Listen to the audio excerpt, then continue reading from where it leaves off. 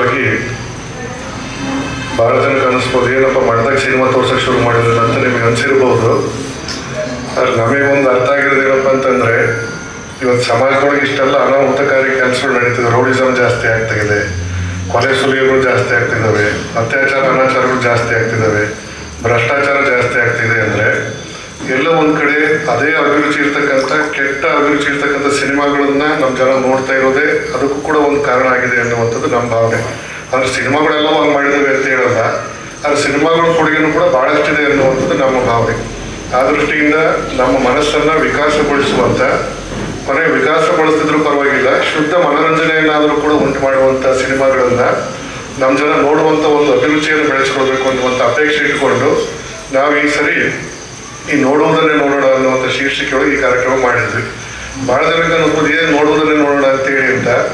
ಪ್ರಭುದೇವರ ಒಂದು ವಚನ ಸಾರಿದೆ, ನೋಡೋದರಿಂದ ಕೆಟ್ಟಿತ್ತು ಈ ಲೋಕವೆಲ್ಲ ಅಂತೇಳಿ. ಈ ಜಗತ್ತಿನ ನೋಡ್ಬೇಕಾದ್ರೆ ನೋಡ್ಲಾರ್ದಂಗೆ, ನೋಡಬಾರ್ದು ನೋಡಿ ನಾವೆಲ್ಲ ಕೆಟ್ಟೋಗ್ಬಿಟ್ಟಿದ್ದೀವಿ. ಹಾಗಾಗಿ ನೋಡ್ಬೋದಾಗಿರ್ತಕ್ಕಂಥದ್ದನ್ನೇ ನಾವು ನೋಡೋಣ ಅನ್ನುವಂಥ ಹಿನ್ನೆಲೆಯಲ್ಲಿ ಒಂದು ಅಭಿರುಚಿಯನ್ನು ಬೆಳೆಸುವಂಥ ದೃಷ್ಟಿಯಿಂದ ಈ ಒಂದು ಸಿನಿಮಾಗಳನ್ನು ತೋರಿಸುವಂಥ ಒಂದು ಪ್ರಯತ್ನವನ್ನು ನಾವು ಈ ಸಂದರ್ಭದಲ್ಲಿ ಮಾಡ್ತಾ ಇದ್ದೀವಿ. ನೀವೆಲ್ಲರೂ ಕೂಡ ಸಹೃದಯರು ಇದಕ್ಕೆ ಬಂದು ಕಾರ್ಯಕ್ರಮಕ್ಕೆ ಬಂದು ಇದರ ಸದುಪಯೋಗ ಮಾಡಿಕೊಳ್ಬೇಕು ಅಂತೇಳಿ ಸಂದರ್ಭದಲ್ಲಿ ತಿಳಿಸಿ, ವಿಶೇಷವಾಗಿ ನಮ್ಮ ವೈಲೇಶ್ ಅವರು ಈ ಒಂದು ಸಿನಿಮಾ ಪ್ರವೇಶವನ್ನು ಮಾಡೋದಕ್ಕಿಂತ ಮುಂಚೆ ಒಂದು 5 ನಿಮಿಷಗಳ ಕಾಲ ಅವ್ರು ನಿಮಗೆ ಈ ಸಿನಿಮಾದ ಬಗ್ಗೆ ಮಾತಾಡ್ತಾರೆ. ಆಮೇಲೆ ನಾವು ಅಂದ್ಕೊಂಡಿದ್ವಿ 6 ಗಂಟೆಗೆ ಕತ್ಲಾಗುತ್ತೆ ಅಂತ. 6 ಗಂಟೆಗೆ ಕತ್ಲಾಗಲ್ಲ. ಹಾಗಾಗಿ ಕತ್ಲಾಗದೇ ಇರೋ ಕಾರಣಕ್ಕೋಸ್ಕರವಾಗಿ ನಾಳೆಯಿಂದ 6:30ಗೆ ಇದನ್ನು ಪ್ರಾರಂಭ ಮಾಡಬೇಕು ಅಂತೇಳಿ ಯೋಚನೆ ಮಾಡಿದ್ವಿ. ನಾಳೆಯಿಂದ 6:30ಗೆ ಪ್ರಾರಂಭ ಆಗುತ್ತೆ.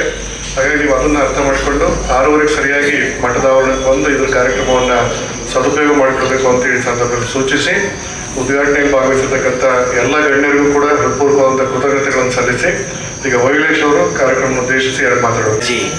ಒಂದು ವೈಬ್ರೇಷನ್ ಕ್ರಿಯೇಟ್ ಆಯಿತು. ಇಲ್ಲಿ ಕಲೆಗೆ ಬೆಲೆ ಇದೆ ಅನ್ನೋದು.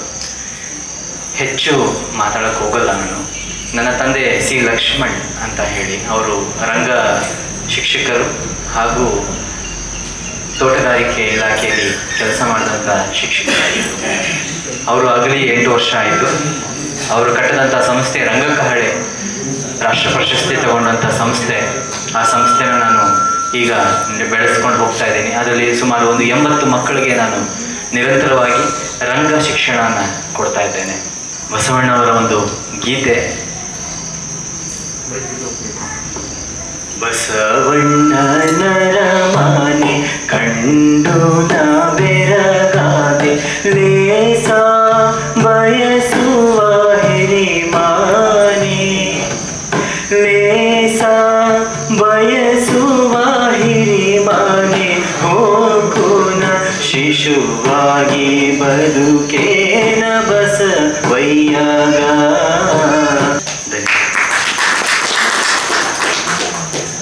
ಕಾರ್ಣಿಕ ಶಿಶು ಸಿನಿಮಾದಲ್ಲಿ ಈ ಹಾಡನ್ನ ಬಳಸ್ಕೊಳ್ಳಿದ್ದಕ್ಕೆ ಆಗಲಿಲ್ಲ. ಹಾಗಾಗಿ ನೀವು ಸಿನಿಮಾದಲ್ಲಿ ಆ ಹಾಡು ಕೇಳೋದಿಲ್ಲ. ಹಾಗಾಗಿ ನಾನು ಅದನ್ನು ಹಾಡಿದ್ದೇನೆ.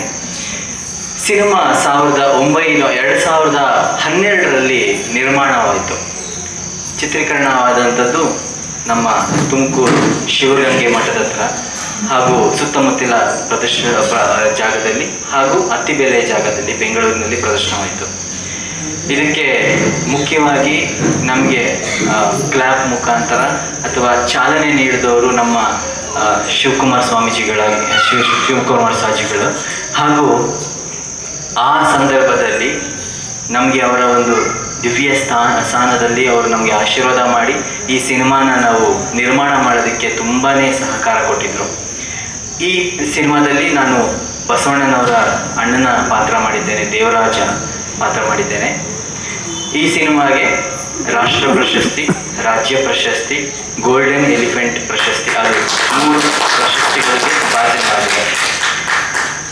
ನಮ್ಮ ತಂದೆಯವರು 1975ರಲ್ಲಿ ಬಸವಣ್ಣನವರ ಬಾಲ್ಯ ಜೀವನದ ಬಗ್ಗೆ ನಾನು ಒಂದು ನಾಟಕನ ಹೊರತರಬೇಕು ಅಂತ ಹೇಳಿ ತುಂಬ ಕಡೆ ಹೋಗಿ ಅವರು ಒಂದು ಸಂಶೋಧನೆ ಅಧ್ಯಯನ ಮಾಡಬೇಕಾದ್ರೆ ಅವರಿಗೆ ಒಂದು ಸಿಕ್ಕದಂಥ ಒಂದು ಹರಿಹರ ರಗಳೆಯ ಓತನ ಗಂಟಲಂ ಬಿಗಿವಂತಿದ್ದ ಜನಿವಾರ ಬಿಸುಟ್ಟು, ಈ ಒಂದೇ ಒಂದು ವಾಕ್ಯನ ಹಿಡಿದು ಅದನ್ನು ಸುಮಾರು 25ರಿಂದ 30 ವರ್ಷಗಳ ಕಾಲ ಅದರ ಸಂಶೋಧನೆಯನ್ನು ಮಾಡಿ ಪ್ರತಿ ಕಡೆ ಒಂದು ನಾಟಕವನ್ನು ಪ್ರದರ್ಶನ ಮಾಡ್ತಾ ಸುಮಾರು 3,000 ನಾಟಕಗಳನ್ನ ಭಾರತದಾದ್ಯಂತ ಪ್ರದರ್ಶನ ಮಾಡಿ ನಂತರ ಅವರಿಗೆ ಆದಂಥ ಅನುಭವ ಎಕ್ಸ್ಪೀರಿಯನ್ಸ್ನ ಸಿನಿಮಾದ ಮೂಲಕ ಆಚೆ ತರೋದಕ್ಕೆ ಅದು ಸಹಕಾರವಾಯಿತು.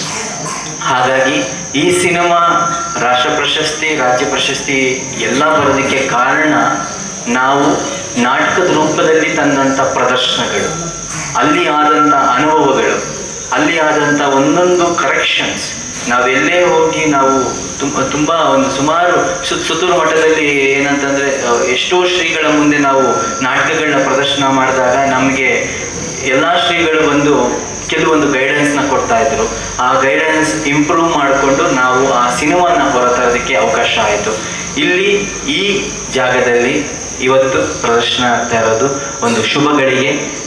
ಈ ಸಿನಿಮಾ 8 ವರ್ಷಗಳ ಕಾಲ ನಾವು ಎಲ್ಲೂ ಪ್ರದರ್ಶನ ಮಾಡಿರಲಿಲ್ಲ. ನನ್ನ ತಂದೆಯವರ ಅಗಲದ ಮೇಲೆ ಬುದ್ಧಿಯವರು ಕರೆ ಮಾಡಿ, ಅದು ನಮ್ಮ ತಂದೆಯವರ ಮೊಬೈಲ್ ನಂಬರ್ ಅವರು 8 ವರ್ಷಗಳ ಹಿಂದೆಯಿಂದನೂ ಇಟ್ಕೊಂಡು ಅದನ್ನು ನೆನಪು ಮಾಡಿಕೊಂಡು ಈ ಬಸವಣ್ಣ ನಾಟಕ ನಾನು ತೋರಿಸಲೇಬೇಕು ನನ್ನ ಮಠದಲ್ಲಿ ಅಂತ ಹೇಳಿ ನನಗೆ ಇಲ್ಲಿ ಆಹ್ವಾನವನ್ನು ಕೊಟ್ಟಿದ್ದಾರೆ. ಅವರಿಗೆ ನನ್ನ ಅನಂತ ನಮಸ್ಕಾರಗಳನ್ನ ಸಲ್ಲಿಸ್ತೇನೆ. ಈಗ ಹೆಚ್ಚು ಮಾತಾಡದೆ ನಾವು ಮೊದಲು ಸಿನಿಮಾ ನೋಡೋಣ.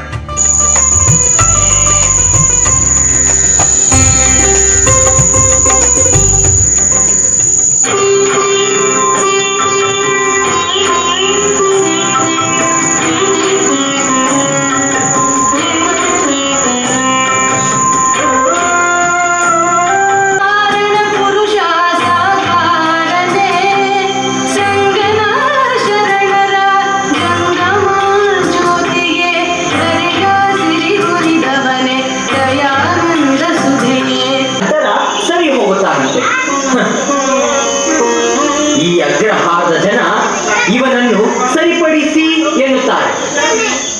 ನೀನೇನು ಹೇಳುವೆ?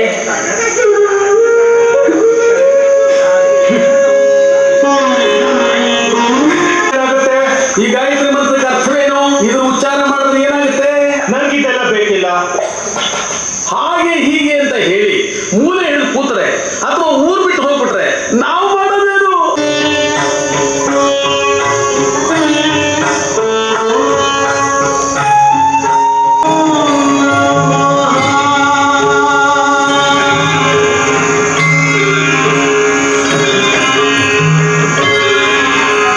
ನಾವು ಅದನ್ನು ದೇವಭಾಷೆ ಎಂದು ಕರೆಯುತ್ತೇವೆ. ನಾವು ಮಾತನಾಡುವ ಭಾಷೆ ಕನ್ನಡ. ಗುರುಗಳೇ, ಮೊದಲು ನನಗೆ ಕನ್ನಡ ಕಲಿಸಿ, ನಂತರ ದೇವಭಾಷೆ ಸಂಸ್ಕೃತವಾಗಲಿ.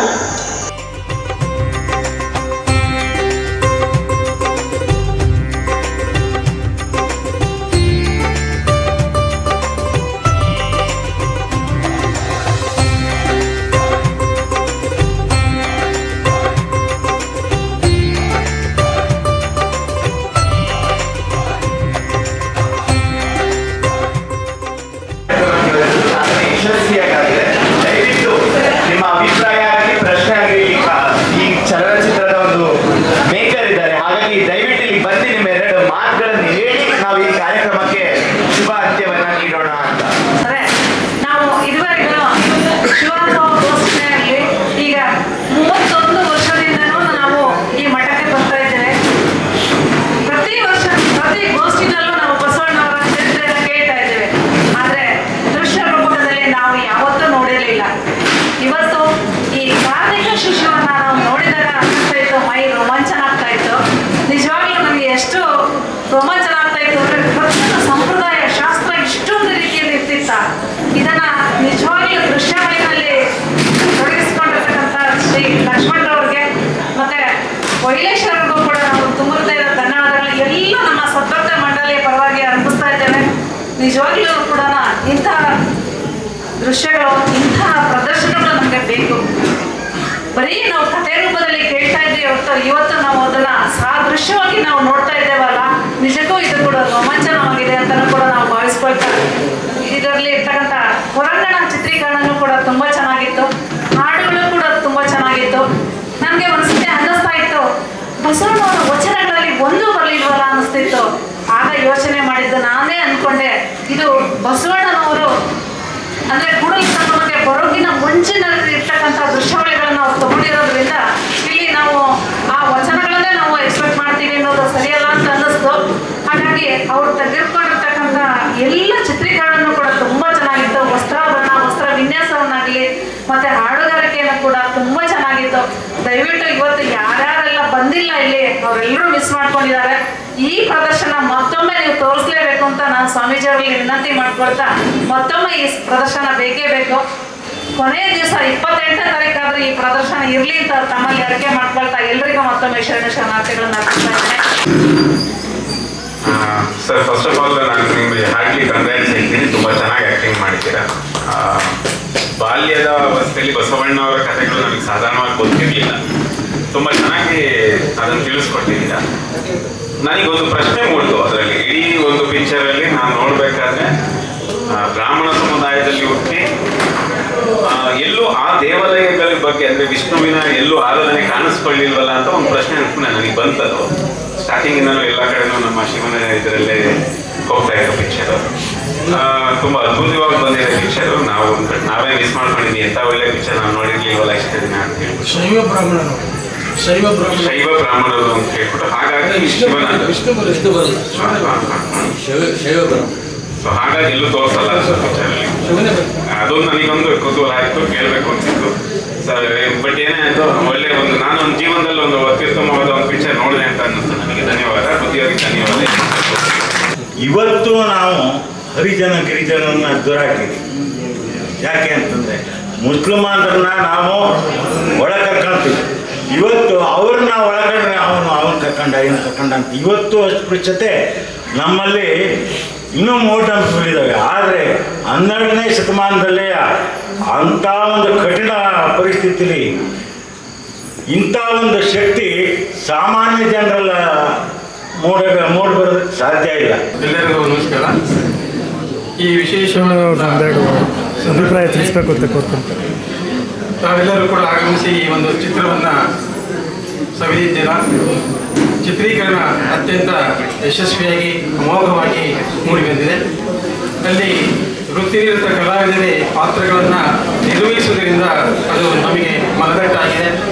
ಹಾಗೂ ಆ ಒಂದು ಚಿತ್ರೀಕರಣದ ಸಂದರ್ಭಗಳಲ್ಲಿ ಬಹುಶಃ ನನ್ನ ಒಂದು ಅನಿಸಿಕೆ ಏನೆಂದರೆ, ಆ ಬಸವನ ಭಾಗ್ಯವಾಡಿಯ ಪರಿಸರದಲ್ಲಿ ಚಿತ್ರೀಕರಣಗೊಂಡಿದ್ದರೆ ಸ್ವಲ್ಪ ಉತ್ತಮವಾಗ್ತಿತ್ತು, ನೈಜತೆ ಬರ್ತಿತ್ತು ಅನ್ನುವಂಥ ಒಂದು ಅಭಿಪ್ರಾಯ ನನ್ನಾಗಿದೆ. ಇದು ತುಮಕೂರಿನ ಸುತ್ತಮುತ್ತಲಿನ ಶಿವಗಂಗಾ ಬೆಟ್ಟ, ದೇವರಾಯನದುರ್ಗ ಹಾಗೂ ಬೆಂಗಳೂರು ಸುತ್ತಮುತ್ತಲೇ ಆಗಿರೋದ್ರಿಂದ ಅದು ಸ್ವಲ್ಪ ನೈಜತೆಯಾಗಿ ಸ್ವಲ್ಪ ದೂರ ಆಗುತ್ತೆ ಅಂತ ನಾನಾದರೂ ಕೂಡ ಭಾವಿಸಿದ್ದೇನೆ. ಆದರೂ ಕೂಡ ಅವರ ಶ್ರಮ ಅತ್ಯಂತ ಶ್ಲಾಘನೀಯವಾಗಿದೆ. ನಮ್ಮ ಬಸವಾದಿ ಶರಣರ ಒಂದು ವಿಚಾರಧಾರೆಗಳನ್ನು ನಮಗೆ ತಿಳಿಸಿಕೊಳ್ಳಲಿಕ್ಕೆ ಸಹಕಾರಿಯಾಗಿದೆ. 12ನೇ ಶತಮಾನದಿಂದಲೂ ಕೂಡ ಇವತ್ತಿನವರೆಗೂ ಕೂಡ ಕೆಲವೊಂದು ವ್ಯಕ್ತಿಗಳ ಸಾಮಾಜಿಕ ಜೀವನದಲ್ಲಿ ಆಗುತ್ತಿರುವಂಥ ವೈಚಾರಿಕತೆ ಇದ್ರೂ ಕೂಡ ಸಾಕಷ್ಟು ಮೌಢ್ಯತೆಗಳನ್ನು ನಾವು ಬೆಳೆಸ್ಕೊಂಡು ಬರ್ತಾ ಇದ್ದೇವೆ. ಅವೆಲ್ಲವನ್ನ ಬಿಟ್ಟು ಮುಂದಿನ ದಿನಮಾನಗಳಲ್ಲಾದರೂ ಕೂಡ ಒಂದು ಉತ್ತಮವಾದಂಥ ಜೀವನವನ್ನು ಮಾಡಲಿಕ್ಕೆ ಬಸವಾದಿ ಶರಣರ ಒಂದು ತತ್ವಗಳೇ ನಮಗೆ ಆದರ್ಶವಾಗಬೇಕು, ಅವರ ಬದುಕೆ ನಮಗೆ ಆದರ್ಶವಾಗಬೇಕು ಅನ್ನುವಂಥದ್ದು. ಚಿತ್ರೀಕರಣದಲ್ಲಿ ಉತ್ತಮವಾದಂಥ ಅಭಿನಯವನ್ನು ಪಬ್ಲಿಷ್ ಮಾಡಿದ್ದಾರೆ. ಒಂದು ವಿಷಯ ಗಮನಿಸಬೇಕಾಗಿದ್ದು, ಹೆಚ್ಚು ಜನ ಹಿಂದೆ ಇರೋದ್ರಿಂದ ತುಂಬಾ ಜನ ಇದನ್ನು ಗಮನಿಸಿಲ್ಲ. ಇದು ಹೇಳುವಂತ ವಿಷಯ ಅಲ್ಲ, ಆದ್ರೂ ಇದು ಈ ಸಮಯಕ್ಕೆ ಸೂಕ್ತವಾದದ್ದು. ಬುದ್ಧಿಯರು ಈ ಫಿಲಂ ನೋಡ್ತಾ ತಮಗೆ ಗೊತ್ತಾಗದೆ ಭಾವುಕರಾಗಿ ಅವರು ಕಣ್ಣೀರು ಸುರಿಸ್ತಾ ಇದ್ದಾರೆ. ಸೊ ಅದನ್ನ ನಮಗೆ ನೋಡೋಕ್ಕಾಗಲ್ಲ. ಆದ್ರೂ ಈ ಕ್ಷಣದಲ್ಲಿ ಅವ್ರ ಮನಸ್ಸಲ್ಲಿರೋ ಒಂದೆರಡು ಮಾತುಗಳನ್ನ ಹಂಚ್ಕೋಬೇಕು ಅಂತ ನಾವೆಲ್ಲರೂ ಮನವಿ ಮಾಡ್ಕೊತೀವಿ. ಎರಡೇ ಮಾತು ಬುದ್ಧಿ, ನಮಗೆಲ್ಲರಿಗೂ ಒಂದು ಸಮಾಧಾನ ಬುದ್ಧಿ.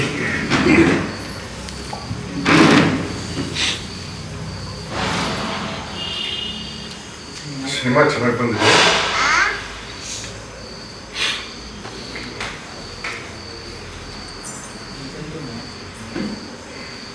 ಕೊನೆಗೆ ಇವತ್ತು ನಮ್ಮನ್ನೆಲ್ಲ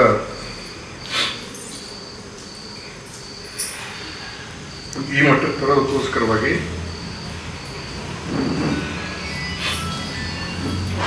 ಚಿಕ್ಕ ವಯಸ್ಸಲ್ಲಿ ಬಸವಣ್ಣ ಎಷ್ಟು ನೋವನ್ನು ಬರೆಸಿದ್ರು ಅದು ಊಹೆ ಕೊಡೋಕ್ಕಾಗೋದಿಲ್ಲ. ಒಳ್ಳೆ ಸಿನಿಮಾ ಮಾಡಿದ್ರಿ. ನಮ್ಮ ಜನ ಪರಿವರ್ತನೆ ಆದ್ರೆ ಸಾಕಷ್ಟೇ ಪ್ರೇಕ್ಷಕರಲ್ಲಿ.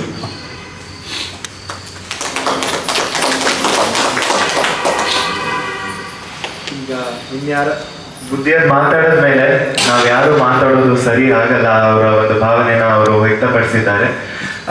ಈ ಕಾರ್ಯಕ್ರಮ ಅವರ ಒಂದು ಅಭಿಯಾನ, ಇದು ಈ ಶ್ರೀಪೀಠದಲ್ಲಿ ಮಾಡಬೇಕು ಅಂತ ಒಂದು ನಿರ್ಧಾರ, ಒಂದು ಸಂಕಲ್ಪ ಇವತ್ತು ಸಿದ್ಧಿಯಾಗಿದೆ. ನಾಳೆ 2ನೇ ದಿನ ಸಂತ ಶಿಶುನಾಳ ಶರೀಫರ ಒಂದು ಚಲನಚಿತ್ರ ಪ್ರದರ್ಶನವಾಗಿದೆ. ಅವರ ಈ ಒಂದು ಪರಿವರ್ತನೆ ಹಾದಿಲಿ ಅವ್ರು ಏನೋ ಒಂದು ನಿರ್ಧಾರ ತೆಕ್ಕೊಂಡಿದ್ದಾರೆ, ನಮ್ಮೆಲ್ಲ ಇಡೀ ಸಾಮಾಜಿಕವಾದ ವಿಚಾರ, ಶೈಕ್ಷಣಿಕವಾಗಿ, ಸಾಂಸ್ಕೃತಿಕವಾಗಿ ಏನೋ ಒಂದು ಪರಿವರ್ತನೆ ಇನ್ನೂ ತರಬೇಕು ಅಂತ. ಅದಕ್ಕೆಲ್ಲ ನಾವು ಈ 6 ದಿನನೂ ಕೈ ಜೋಡಿಸಿ ಅವರ ಒಂದು ಅಭಿಯಾನಕ್ಕೆ ನಾವೆಲ್ಲರೂ ಜೊತೆ ಸೇರೋಣ.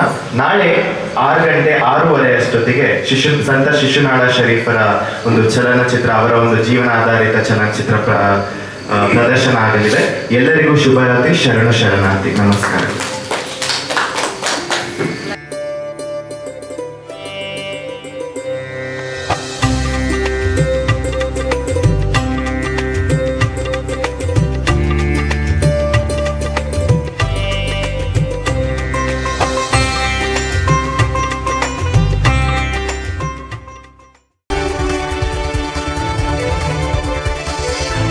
iSiri Today, Voice of Democracy.